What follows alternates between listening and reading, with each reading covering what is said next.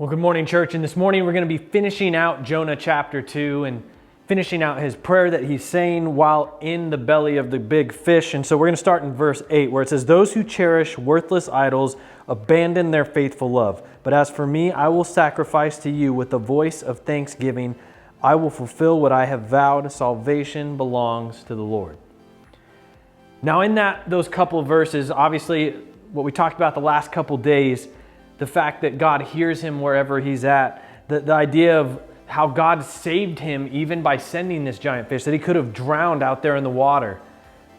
Then we come to this passage where he first off says those who cherish things above God are wasting their time. And they're by putting those things in front of God, they're not valuing God the way they should. But not only that, he says, "But as for me, I will sacrifice to you with the voice of thanksgiving. I will fulfill what I have vowed." As a prophet of the Lord, he vowed to share what God's message was to others. And in this case, that's about salvation. And he's clear here that salvation has been shown in his own life so far. And what's crazy to me is when you experience that salvation, and as believers, we've obviously experienced the greatest salvation from our sin possible. I mean, the fact that this sin that we could do nothing about has been paid for if we put our faith and trust in him. It's unbelievable. And if we really understand what that means for us, we should want to tell everyone about it. And that's what it seems like Jonah's saying right there. But as we're going to see, he clearly isn't totally connecting that.